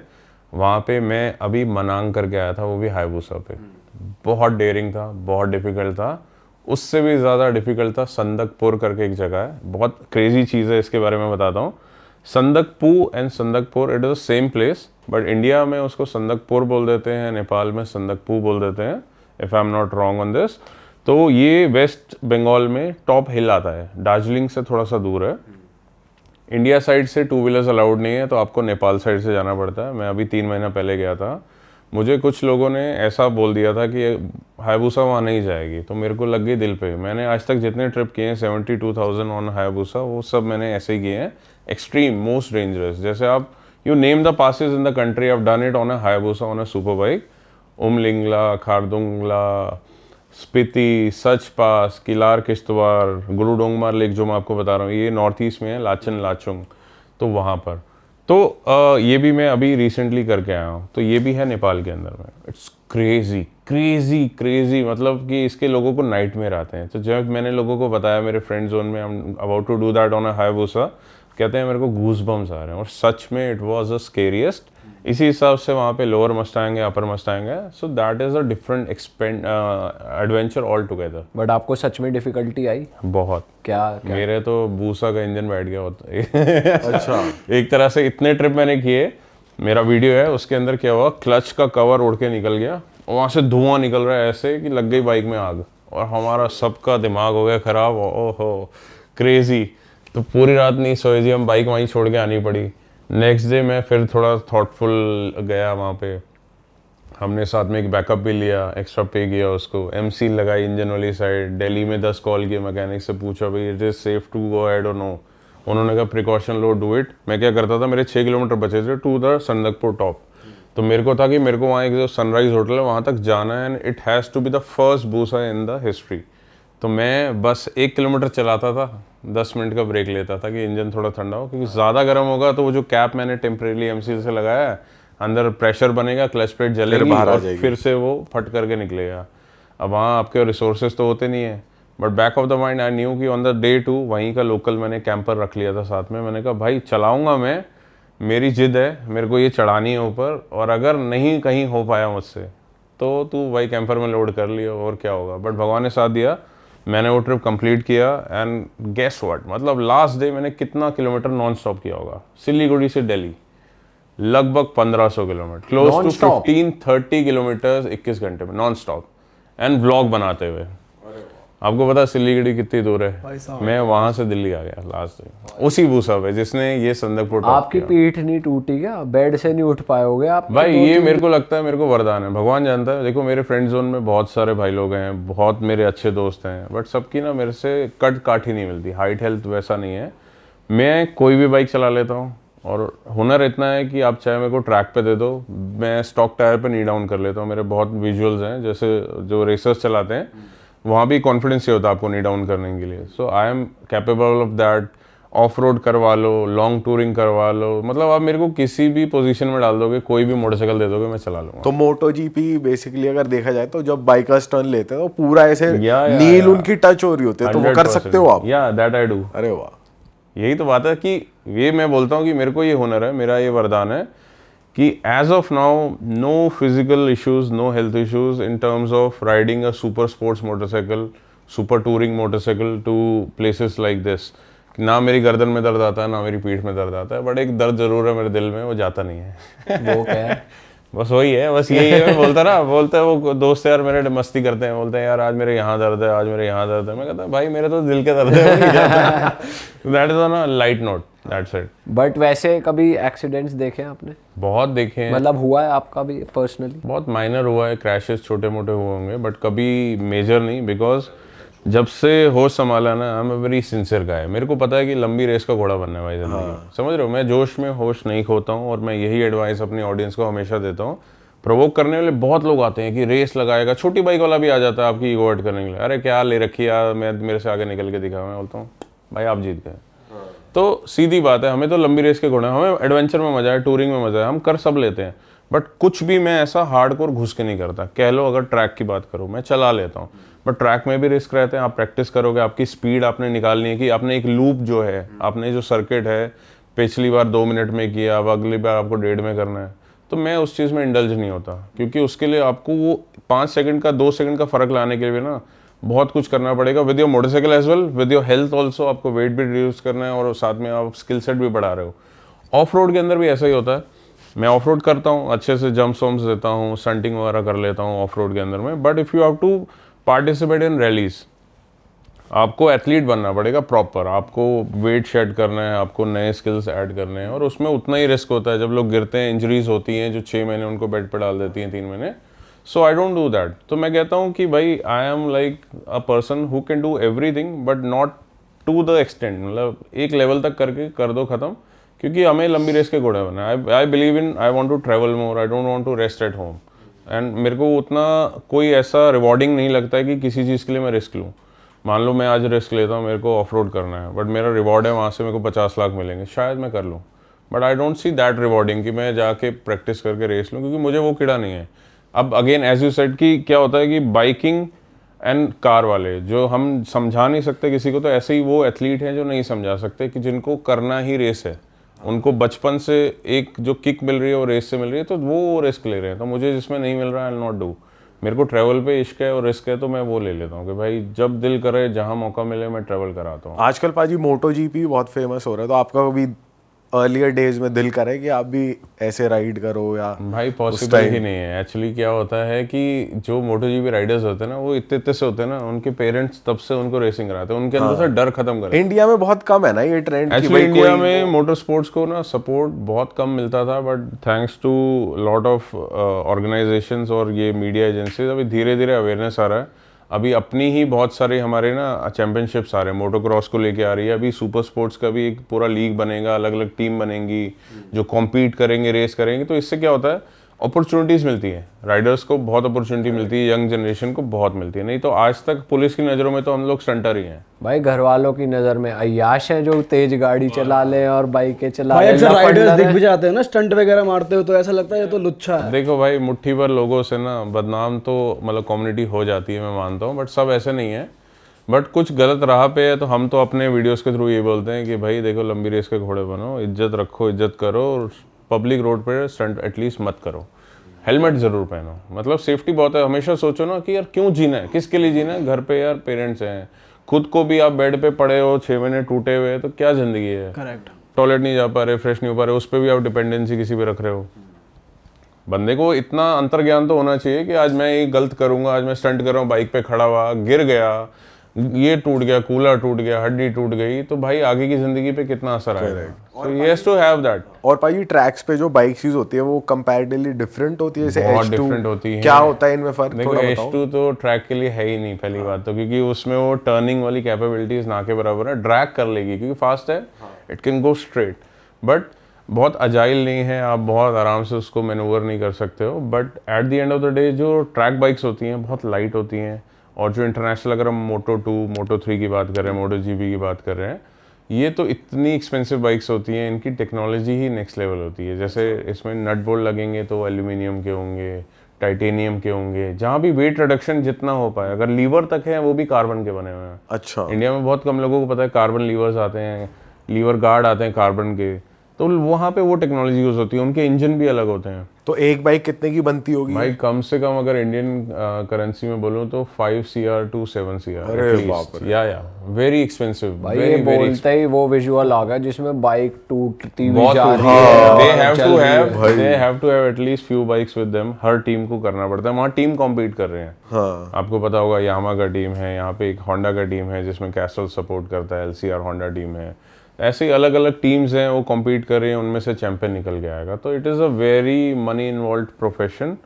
और इंडियंस अभी थोड़ा सा प्रोग्रेस कर रहे हैं, काफ़ी जगह पे आपको दिखेंगे। Moto2 में भी है, Moto3 में भी। अभी तो वैसे अब MotoGP में तो as of now there is no one, but definitely अभी बहुत अच्छे लेवल पे इंडिया में एकेडमी हो रही है, लोग सीख रहे हैं, परस्यू कर रहे हैं कि अभी हमें एक प्रोफेशनल रेसर बनना है।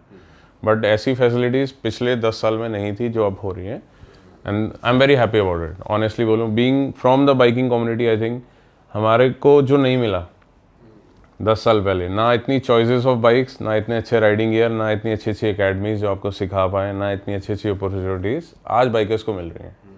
बट फिर भी मुझे ऐसा लगता है थोड़ा सा गैप है, लोग थोड़ा मिसअंडरस्टूड करते हैं बाइकर्स को, स्पेशली पुलिस भी करती है। स्पेशली नोएडा में बहुत बदनाम है बाइकर्स, है ना, एक्सप्रेस वे क्या रीजंस होते हैं भाई? रीजन क्या है? देखो, reason मॉडिफिकेशंस अलाउड नहीं है, या कुछ ऐसे चीजें वो लगवा लेते हैं जो एग्जॉस्ट वगैरह अलाउड नहीं है, ऐसा होता है? ये भी थोड़ा देखो कंट्रोवर्शियल है। मॉडिफिकेशन इंडियन लॉ के हिसाब से बहुत सारी चीज़ें करवाना गलत है। जैसे आप अपनी कार पे स्टिकर भी नहीं करा सकते। If it is about your religion you can not do it. Political है, नहीं कर सकते। तो ऐसे ही बहुत सारी चीज़ों की रिस्ट्रिक्शंस हैं। अभी आपको पता है शीशे काले, उसका एक चलो लेजिट रीज़न है, सेफ्टी है। भाई आपको काले शीशे में गाड़ी में क्या हो रहा है, यू नेवर नो। ऐसे ही कुछ लिमिटेशन रिस्ट्रिक्शंस डाइजेस्टेड है कि भाई आपको आराम से हो जाए। कुछ होते हैं थोड़ा नहीं, मतलब लॉजिकल नहीं है। जैसे बहुत सारी स्टेट्स में आप अपनी आरसी के अंदर कलर चेंज करा सकते हो, नोएडा में वो नहीं होता है। मेरे पास ईसुज़ू है नोएडा नंबर, मैं कराना चाहता हूँ black, but it is not possible. Whereas ये पुणे और महाराष्ट्र में होता तो पॉसिबल है। मेरे फ्रेंड्स हैं जिन्होंने गाड़ियाँ लेके उनका स्पेसिफिक कलर है वो कन्वर्ट करा लिया। तो यहाँ पे कुछ रिस्ट्रिक्शन ज़रूर से हैं, बट यहाँ नॉर्म्स ना बहुत क्लियर नहीं है। जैसे कुछ बोलते हैं कि भाई इतने डेसिबल्स तक आप एग्जॉस्ट चेंज करा सकते हो। कुछ बोलती हैं अथॉरिटीज़, कुछ स्टेट्स बोलती हैं कि भाई आप करा ही नहीं सकते हो। जैसा OEM आया, जो कंपनी ने आपको दिया, यही आपके ओरिजिनल होनी चाहिए। तो वो रिस्ट्रिक्शंस हैं। बट यहाँ जो प्रॉब्लम क्रिएट हो रही है ना, वो हो रही है स्टंट्स की वजह से। आपका जो एक्सप्रेसवे है उसके ऊपर में बहुत सारे लोग जब कम्यूट कर रहे हैं, आपको पता है लोग मथुरा जाते हैं, रिलीजियस रीजन से जाते हैं, या आगरा ट्रेवल कर रहे हैं, उन्हें ताजमहल देखना है, फॉरनर्स जा रहे हैं, बसेस जा रही हैं। अब सोचो संडे को सीन ऐसा हो रहा है कि नॉर्मल कार्स भी जा रहे हैं, उनके बीच में से बाइक्स निकल रहे हैं बहुत हाई स्पीड में।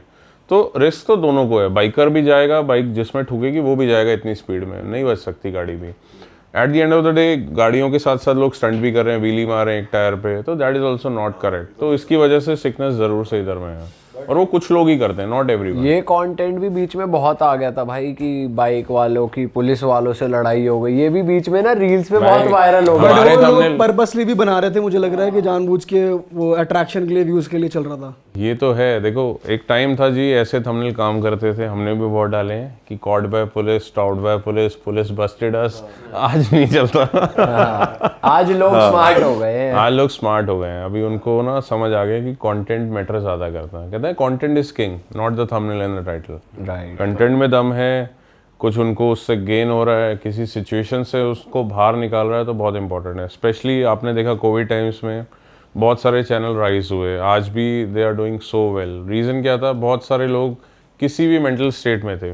मान लो फॉर एग्जांपल मेरे केस में बहुत लोग बोलते हैं कि यार हम ना उस वक्त कुछ प्रॉब्लम से जूझ रहे थे, हेल्थ इश्यूज था, बेड पे थे, हॉस्पिटल में बैठ के आपकी वीडियो देखते थे, वहाँ से मोटिवेशन मिलता था कि when we will be fine again, fit again and we will be in such situation कि अब हम रोड ट्रिप करेंगे तो we will love to go the places जो आप करके आए हो, आप जहाँ जहाँ रुके हो। तो वो एक मोटिवेशन फैक्टर था। ऐसे ही कोविड टाइम्स में एकदम से सबको, आपको पता है कि जैसे डिप्रेशन वाली केसेस, मेंटल हेल्थ इश्यूज बहुत आ रहे थे, सब घर में बैठे हैं, जो ज़िंदगी में कभी नहीं किया उनको आपने पिंजरे में डाल लिया। फॉर एग्जांपल आपने एक डॉग रखा हुआ है जो शुरू से ही बाहर घूम रहा है, बचपन से ही, अब एक सिचुएशन ऐसी आती है आपने उसको एक छोटे से कमरे में डाल दिया, तो जो उस पर बीत रहा होगा, जो स्ट्रेस लेवल उसके होंगे, ऐसे ही कोविड टाइम्स में हम इंसानों के थे, हम लोगों के थे। तो उन दिनों में बहुत सारे लोगों ने वीडियोस देखे जिनसे उनको थोड़ा सा लाइट फील होने लगा, तो they have that with them कि यार हाँ इसका वीडियो देखते थे तो वो हमें लाइट है। तो वो आज मतलब वो मैटर करता है कि content is important and relation is also important. बहुत लोग आज कनेक्ट करते हैं कि वो टाइम में हमने देखा था जी, और अब चाहे हमें टाइम नहीं मिलता but we respect you because आपकी वीडियोज़ हमें उस टाइम में उससे निकाला। भाई सेकेंड हैंड कार मार्केट काफ़ी पॉपुलर हो गई है बिकॉज ऑफ यूट्यूबर्स ओनली, सब लोग सुपर कार्स ले रहे Bikes हैं भी। इवन। तो मैं बाइक का ही जानना चाह रहा था कि bike second hand bike market कैसी है, उसमें क्या स्कैम्स है या कितनी रीसेल वैल्यू जा रही है या क्या चल रहा है आजकल? यार स्कैम तो इतने हैं भाई, मेरे को नहीं छोड़ते, मैं झूठ नहीं बोल रहा हूँ। मैं जाता रहता था इधर उधर से बाइक ले लेता था क्योंकि पता होता था कि यार इस पर रिटर्न आ जाएगा। कहने का मतलब है आपने 15 लाख की बाइक ली, कंटेंट बनाया, गाइस मैं जा रहा हूँ बाइक की बुकिंग करने, गाइस मैंने फाइनल कर दी, गाइस उसमें ट्विस्ट आ गया, अब वो नहीं ले रहा हूँ, गाइस मैंने डेट निकाली, तो 10 वीडियो तो बन जाते थे। मान लो 10,000 रुपये 15,000 रुपये उन दिनों में जब 3-4 लाख वीडियोस पे व्यू आ जाते थे, निकल जाते थे, तो आपने 1.5 लाख रुपये पहले ही कमा लिए। बाइक की डिलीवरी ली, फिर आज मैंने इसमें मॉडिफिकेशन जानी है, करोल बाग जा रहा हूँ मैं, 5 वीडियो और निकाल लिए, 2.5 लाख रुपये कमा लिए, नाम भी हो गया।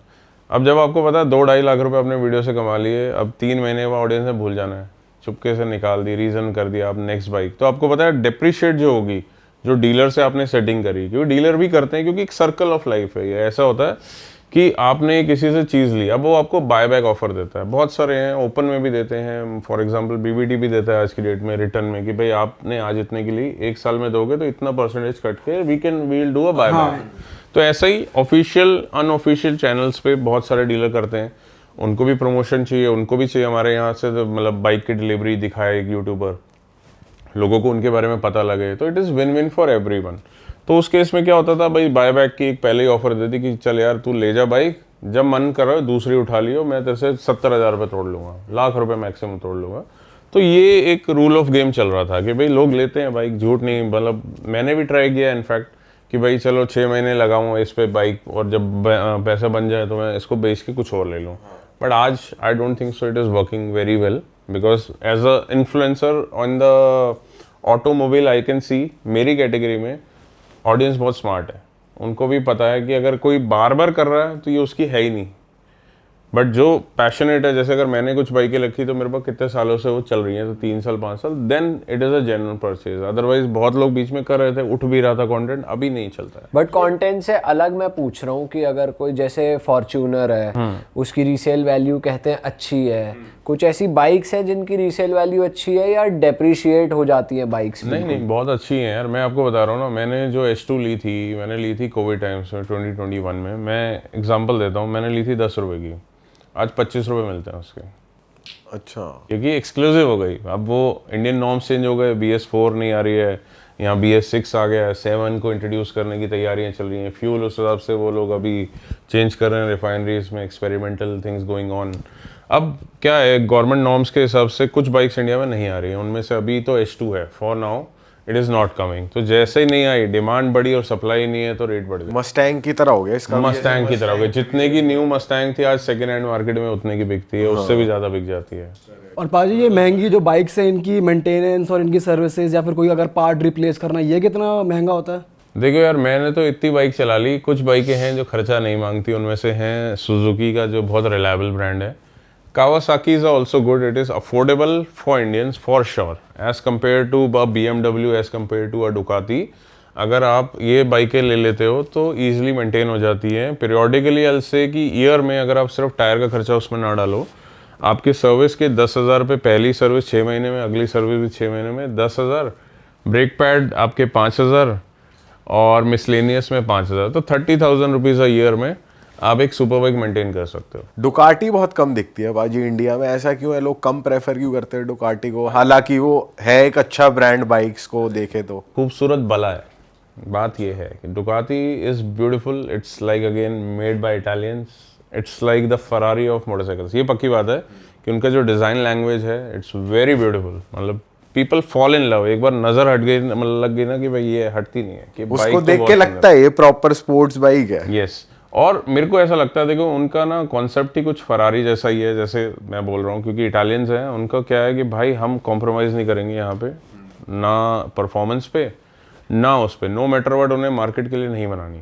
वो कहते हैं कि भाई जो अफोर्ड अपनी लाइफ में कहीं पहुँच पाया होगा, जो अफोर्ड कर पाएगा ना वही ले, हर कोई ना ले। It should not be common on the road. मुझे ऐसा लगता है कि ये माइंडसेट है, क्योंकि आज लैम्बो फरारी बहुत इजी होता लेना, तो आप भी लेना चाहते हैं, आप भी, मैं भी, है ना भाई, मेरा तो है ही ड्रीम। तो ऐसा ही इनका एक मेथोलॉजी है, they don't work for the market. इनकी प्राइसिंग हमेशा ऊंची रहती है, इसीलिए कम दिखती है, इसीलिए एक्सक्लूसिव है और इसीलिए उसकी वैल्यू है। पाजी कौन सी स्पोर्ट्स बाइक या सुपर बाइक आप रिकमेंड करते हो ऑडियंस को कि यार ये डिसेंट अमाउंट ऑफ मनी में आ जाएगी और वर्थ इट है आपके साथ? स्टार्ट करनी हो, पहली बाइक लेनी हो? Any day I will vote for Kawasaki Z900, the latest one. Now it is very loaded, क्योंकि एक चीज़ होती है क्विक शिफ्टर ऑटो ब्लिपर, मतलब होता ये क्लच वाला ही सिस्टम है, बट आपको क्लच दबाने की यूज़ नहीं करना होता है। फर्स्ट गियर आपने डाला, उसके बाद सेकंड गियर में शिफ्ट करने के लिए without clutch you can do it.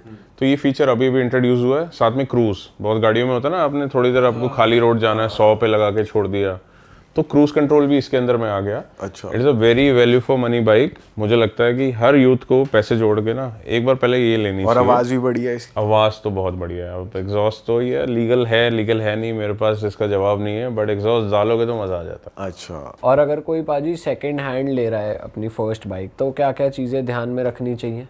किसी भी डीलर से आप ले रहे हो तो क्या चीज़ें आप अवॉइड करो, क्या चीज़ें देखो? भाई स्कैम इस लेवल के हो रहे हैं ना आज की डेट में, आप अपने सारे मैथ्स भूल जाओगे, सारे अंदाजे लगाने भूल जाओगे। आप टायर, लोग कहते हैं टायर देख के लो, टायर के ऊपर भी एक नई लेयर चढ़ा के दे देते हैं, स्टैंपिंग भी नहीं कर देते हैं, आपको लगेगा फ्रेश डेट का है, तो उस लेवल पे स्कैम हो रहे हैं। इंजन ऑयल में भी थोड़ा थिक इंजन ऑयल डाल के दे देते हैं, जिससे जो इंजन की आवाज़ आ रही है, नॉइज़ आ रही है, 4 दिन दब जाती है ना। ग्रेड आते हैं ना अलग अलग, उसमें वो मोटा ऑयल डाल देते हैं कि भाई वो आवाज़ ही दबा दे इंजन की, जो अगर कुछ किसी चीज़ की आवाज़ आ रही, क्रिच प्रिच आ रही है। इलेक्ट्रॉनिक का you can not have confidence about कि भाई क्या इसमें इशू था। अब बेसिक क्या है, मैं तो ये बोलता हूँ, अगर किसी को प्री ओन्ड मार्केट में जाना है, मैं नाम नहीं लूँगा, बट हाँ यू शुड ऑलवेज सी कि कौन ज़्यादा रिकमेंडेड है, अगर उनके कोई फेसबुक पे रिव्यूज़ डाले हुए हैं, क्योंकि फेसबुक का रिव्यू बहुत इंपॉर्टेंट है, मतलब sorry Google review is very important, क्योंकि उसमें क्या है कि नोबडी कैन ऑल्टरेट। मतलब अगर मेरे लिए भी किसी ने अगर गलत रिव्यू डाला ना, तो इट विल बी मैटरिंग कि भाई कैसा है। दूसरा हो गया कि आप जब बाइक देखते हो, आपको इम्पॉर्टेंट है कि उनसे परमिशन लो कि आप किसी सही जगह वर्कशॉप में दिखाओ, चाहे उसकी एक्स्ट्रा फीस दो। फॉर एग्जांपल उनकी अलग अलग कंपनीज ने चेक्स बनाए हुए हैं, आपको गाड़ी भी आज लेनी है, आपको मर्सिडीज लेनी है, पोर्शा लेना है, अगर वो सामने वाला ऑनर के दिल में कोई खोट नहीं है ना, he will allow you to take it to the workshop. उनके 100 चेक्स का एक चेकलिस्ट से चेक करेंगे and they will give you the rating. Cars24 in fact ऐसा करता है कि भाई 100 चेक्स हैं, आपको करवाना है। बाइक्स के भी करता है वो? बाइक्स का उनका नहीं करता है इनफैक्ट, बट बाइक्स के लिए आप शोरूम विजिट कर सकते हो, मतलब they will tell you pre record also. सब आजकल क्या है ना, सारी जो वर्कशॉप्स हैं उन्होंने ये फैसिलिटी ऑन कर दिया है। They have some XYZ amount कि pre buying if you want to inspect get it done checked by the workshop, तो वो करके दे देते हैं। वो एक अच्छा ऑप्शन है, अगर हर कोई मतलब उतना पेशेंस रखे और थोड़ा सा पैसा बफर में रखे कि यार मैं अगर अच्छी निकली तो ही लूँगा, नहीं हुई तो ये मेरे पैसे हो गए ख़राब, वो कर ले तो बहुत अच्छी बात है। क्योंकि देख के समझ के बहुत मुश्किल है। मेरे साथ मैं वही धोखे खा चुका हूँ। तो अच्छा, कहते हैं आप ना इतने दूध का जला experience होके भी- छाछ भी वो क्या बोलते हैं फूक फूके हुए था, वही वाला बात है, वहाँ पे समझ लो आप। और हार्ले को क्या आप रेटिंग देते हो? हार्ले आपके हिसाब से कैसी बाइक है? देखो हार्ले ठीक है but not for me. Like again like segregation बहुत है, मतलब बाइकर मैं ज़रूर हूँ बट बाइक के अंदर भी बहुत वैरायटी है, ठीक है ना। अब हार्ले का जो कल्ट है वो बहुत अलग है, बहुत डिफरेंट है। And I always wanted to own, I have a छोटा वाला but that is not as actual Harley, वो हीरो ने बनाया है। जो 440 मेरे पास में है, वो भी इंडिया की मैंने पहले ली थी इनफैक्ट। बड़ी हार्ले जिसमें थंप होता है, आपको आवाज़ आती है दुख दुख, मैंने कभी ऑन नहीं करी। I like them but I want to have them कि जब मेरा एक बार सेटलमेंट हो गया, मेरे को अभी स्पोर्ट्स बाइक चलाने में मज़ा आता है, मुझे आवाज़ चाहिए वैसी, मुझे फास्ट बाइक चाहिए। हार्ले आप बड़ी से बड़ी भी ले लोगे, आपको बहुत रिस्पॉन्सिबिलिटी के साथ चलानी पड़ेगी। वेट ही उसका Weight इतना ज़्यादा होता है, हीट बहुत ज़्यादा करती है, तो और भी कॉम्प्लिकेशंस आते हैं। तो समवट मतलब I want to have a Harley but as of now मैंने कभी ऑन नहीं करी, तो I can not tell much of it. और हाँ, मतलब बाइकिंग के अंदर ज़रूरी नहीं बाइकर है, बाइक पसंद है तो सारी बाइक्स ही पसंद है, तो बहुत वेरिएशन है। किसी को टूरिंग समझ में आती है, किसी को सुपर स्पोर्ट्स आती है, तो मैं उनमें से हूँ। किसी को नेकेड भी आती है। और बोल्ट के बारे में क्या है आपका रिव्यू? देखो जी, बुल्ट बहुत प्यारी बाइक है। वो कुछ लोगों के गलत हाथों में पटाखे लग के थोड़ी बदनाम हो गई है, बाकी तो बुल्ट बहुत अच्छी है। मैंने बुलेट शुरुआत पे बुल्ट बहुत से करी थी। ड्राइव, मतलब लंबी मैंने करी है। rides करते हैं। 2014 में जब मैं लद्दाख गया था, मैंने 500 ली थी क्लासिक। बहुत सारी उसमें कंप्लेंट्स थी, वाइब्रेशन थी, मेरे हाथ जहाँ रुकता था झंझना जाते थे रुक के ना, मैं पहले ऐसे ऐसे करता था। तो तब जाके समझ में आया कि यार मेरे लिए नहीं, मेरे को फास्ट बाइक्स ही चाहिए। तो धीरे धीरे स्विच किया मैंने फास्ट बाइक्स के अंदर में। तो कर करा के आज मैं जो भी टूरिंग करता हूँ, I try to do it on a fast bikes only. क्योंकि बुलेट मैंने 3 रखी है। मैंने मैचिज्मो भी ली थी जिसमें क्रोम वाला टैंक आता है, उसके बाद मैंने स्टैंडर्ड 350 भी ली, 500 ली, कर करा के मुझे समझ आया I am not a Bullet guy. तो उसके बाद मेरे 10 साल हो गए, मैंने बुलेट ऑन नहीं करी कभी। अच्छा, ऐसा नहीं कि इम्प्रूव नहीं कर रहे ये लोग, बहुत अच्छी बाइक बना रहे हैं। अभी मैंने इनकी गोरिल्ला चलाई थी, मैं फ़ैन हो गया। हिमालयन भी है हमारे ग्रुप में, चलाता रहता हूँ मैं, बट एनी डे मतलब they are improving. Fat Boy भी एक बढ़िया है इनकी। Fat Boy is from Harley, Harley का है वो। अच्छा है। इन्होंने सुपर मीटियोर निकाला है, थोड़ा बड़ा सा हार्ले वाला लुक है, so progressive, very good like. और इनका आपको नहीं जमती इतनी? मेरे को अभी नहीं जमती। देखो कुछ चीज़ें हैं पसंद है, मान लो मेरे को गोल्ड विंग भी लेनी है होंडा की, आपने देखी बड़ी वाली बाइक जिसमें एसी वेसी कहते हैं ना, वैसा वैसे नहीं होता बट टेक्निकली अब वो रिवर्स गियर वगैरह भी होता है उसमें। तो क्या है कि मेरे को पसंद है वो, बट मैंने सोचा रिटायरमेंट के बाद लूँगा, मतलब नॉट एट 40।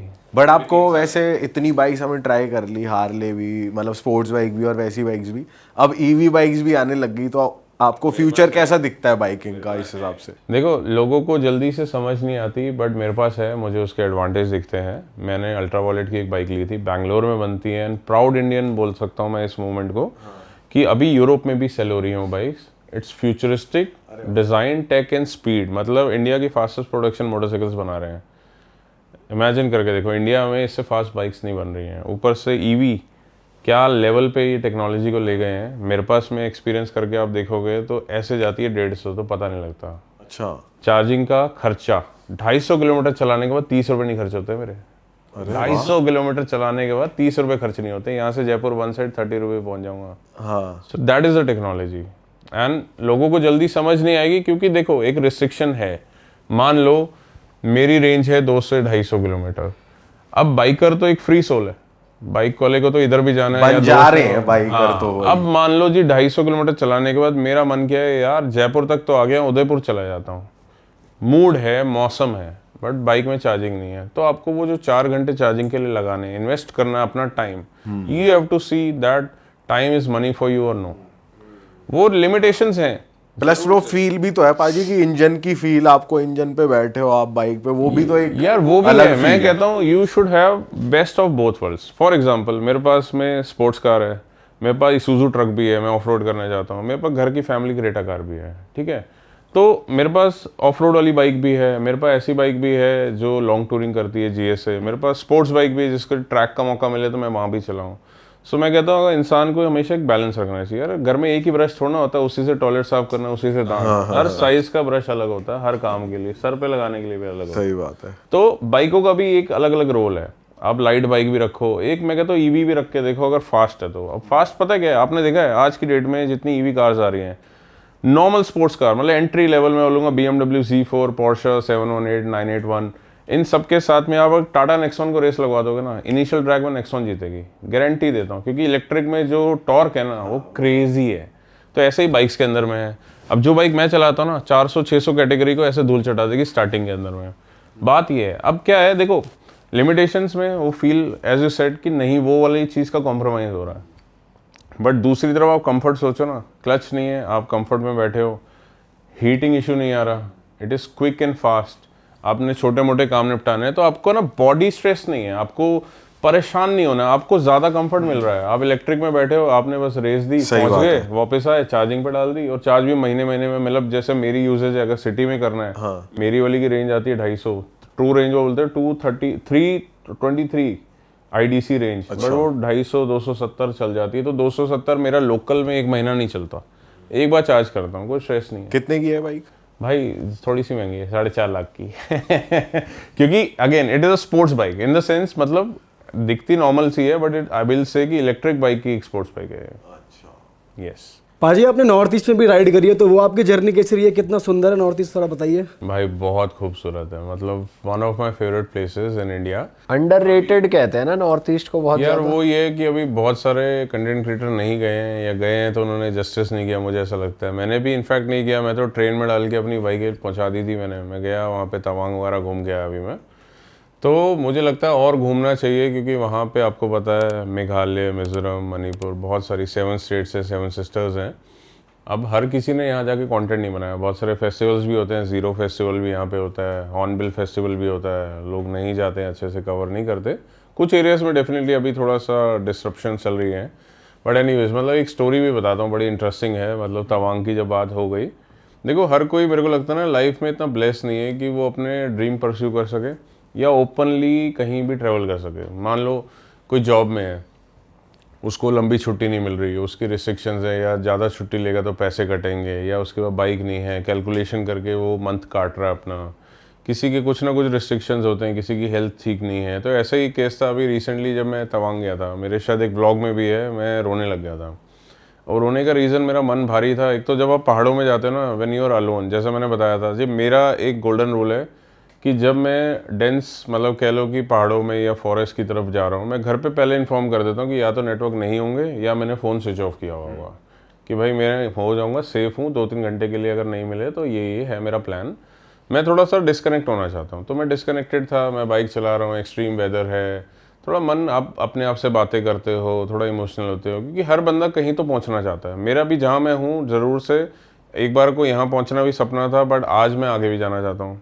मुझे भी कुछ ऐसी चीज़ें होंगी जो नहीं मिल रही होंगी, है ना, चाहे वो कह लो कि कोई रिजल्ट्स हों, अच्छी बॉडी हो, कुछ भी आप सोचोगे यार मेरे को तो ये भी अचीव करना है, मेरे को जिम जाना है, मुझे हेल्दी होना है, मुझे और फेमस होना है, मुझे और रिच होना है, तो कोई ना कोई कहीं ना कहीं तो अभी स्ट्रगल कर रहा है। तो मैं भी भाई अपने आप से बातें कर रहा था।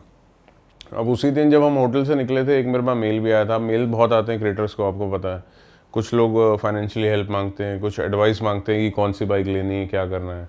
तो मुझे यहाँ एक बहुत डिफरेंट सा मेल आया, उसमें लिखा कि बंदे को एक मतलब ऐसा प्रॉब्लम था कि he had no life further, उसको पता था कि 3 से 6 महीने वो जिएगा।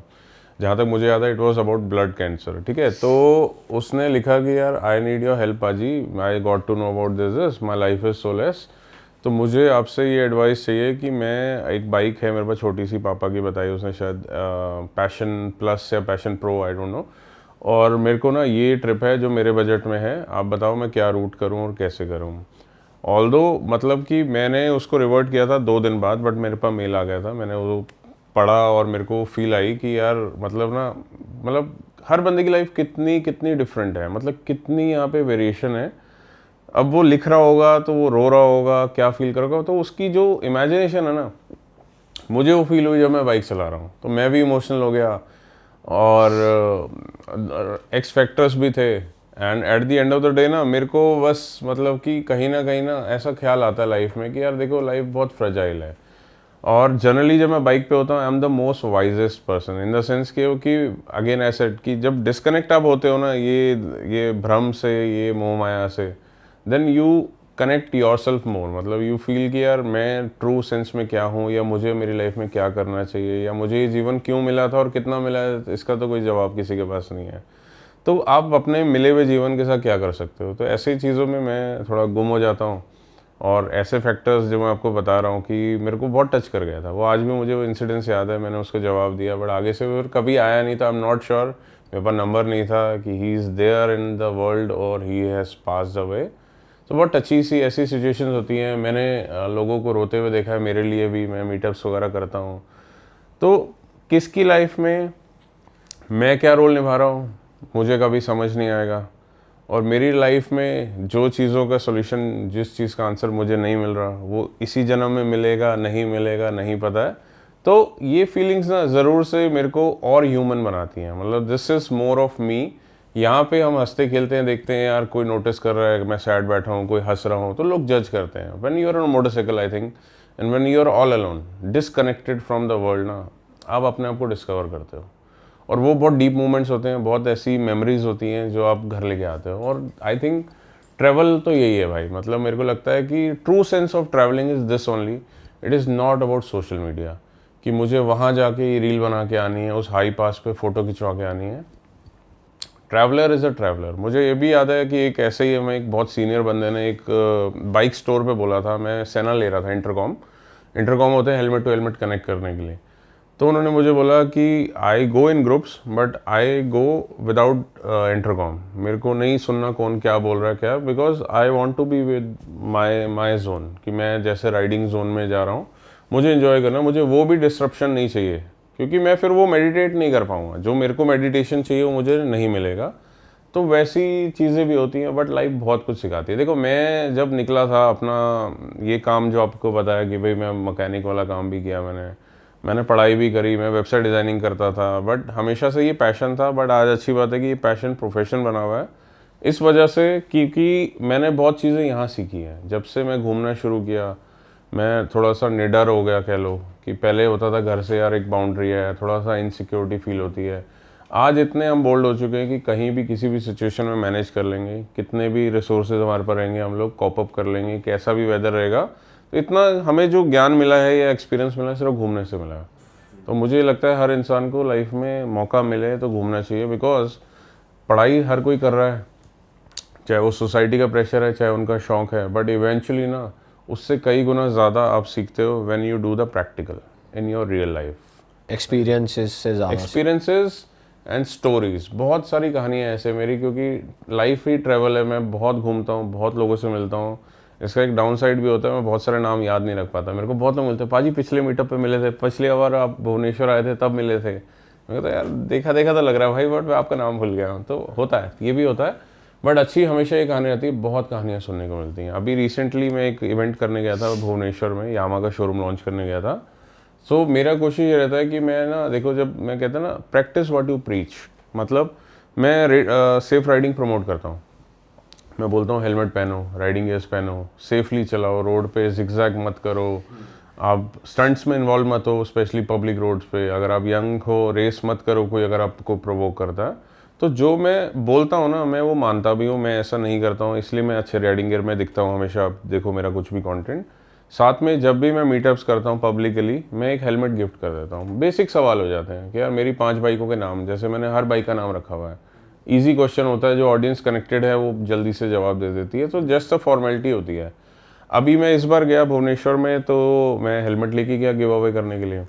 अब वहाँ पे मुझे एक बच्चा मिला, he was like very very young age, मेरे हिसाब से 20 से भी नीचे होगा, 18-19 साल का। अपने ब्रदर के साथ आया था, और उसने इतना प्यार से मेरे को बोला, देखो मैंने आपके वॉलपेपर भी मैंने बाइक लगाया हुआ है आपका। उसने मुझे अपना इंस्टा खोल के भी दिखाया कि आपकी फ़ोटोज़ डाली हुई हैं। फिर मैंने जो यहाँ तक आने का पेट्रोल जो 100 किलोमीटर से आए हैं, वो हम 2 भाइयों ने काउंटी करके डाला है। ठीक है, तो बहुत स्वीटनेस थी और बहुत कहते ना एक जेन्युइन रिलेशन था। तो ऐसे मैं थोड़ा सा टच होता हूँ। तो और कुछ सवाल भी पूछे, उसमें वही जीता, तो मैंने उसको हैंड ओवर कर दिया। और करते हुए भी ये बोला कि भाई तू आज सोएगा नहीं मुझे पता है, बट यहाँ से जो 100 किलोमीटर का रास्ता ना घर, बहुत प्यार से चलाइए, एक्साइटमेंट में मत चलाइए, because I care for them. तो ऐसे ही बहुत कहानियाँ यार, बहुत सारे लोग हैं जिनको मतलब कि ना वो मेरे को जानते हैं बट उनको मेरे से मिलने का मौका नहीं मिलता, और जब मिलते हैं they express and I really get to know. मेरे पास में डॉक्टर्स हैं, मेरे पास में मतलब कि कुछ पायलट्स हैं जो हमारे इंडियन आर्मी में हैं, और ऐसी ऐसी जगह वो दे आर पोस्टेड कि जहाँ उनको ये वीडियो से कुछ ना कुछ मोटिवेशन मिलता है, and when I get to know stories I am touched. और ऐसी जगह कौन सी है पाजी जो आप लोगों को कहना चाहते हो कि भाई यहाँ तो एक बार होके आओ ही आओ, ऐसी कोई रिकमेंडेशन देना चाहते हो आप? नहीं भाई देखो, वही यहाँ पे भी वही है कि मैं तो यही बोलता हूँ कि पूरा इंडिया बहुत ब्यूटीफुल है। साउथ जाता हूँ मैं, बहुत अच्छा है। अभी मैं बेंगलोर से राइड करने चला गया एक इवेंट के लिए, वाईकाड करके जगह है, वहाँ चला गया। मैं ऊटी जाता हूँ, कुर्ग जाता हूँ, मेरे को उधर की एक जो ग्रीनरी है बहुत पसंद आती है।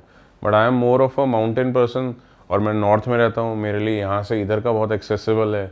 तो मैं बोलता हूँ कि भाई लद्दाख तो करो एक बार ज़िंदगी में, अगर नहीं किया, अगर वो कर लिए तो स्पीति करो, अगर लद्दाख भी कर लिया तो उसके आसपास अभी बहुत सारे नए रूट्स खुल गए हैं। अभी लोग हानले जाते हैं, उमलिंगला जाते हैं, आप वहाँ जाओ, आपको वो जो लैंडस्केप आज देखने को मिल रहा है ना, अगले 10 साल बाद नहीं मिलेगा। पॉपुलर हो जाएगा, लोग ज़्यादा आ जाएंगे, बहुत कमर्शलाइज हो जाएगा, तो you will miss that connect जो अभी आपको ऐसी जगह पे जाके मिलता है। तो जल्दी जाओ, मैं तो कहता हूँ ट्रैवल करो जितना जल्दी हो सके। आप वेट मत करो कि मैं जब 40 का आऊँगा तब जाऊँगा, भाई अभी जाओ, क्योंकि अभी भी बहुत सारी जगह अनटच्ड हैं, और बाद में वो भी बहुत ज़्यादा पब्लिक से भर जाएंगे ना, तो वो कमर्शलाइज हो जाएंगे। ऑल राइट पाजी, ब्यूटीफुल एपिसोड, मज़ा आ गया आपसे बात करके। और क्लियरली आपका एक्सपीरियंस जितना अभी आपके अंदर है उतना बाहर आना मुश्किल है, क्योंकि ऑलरेडी डेटा इतना स्टोर्ड है। बट बहुत ब्यूटीफुली आपने अपने सारे एक्सपीरियंसेस शेयर करे।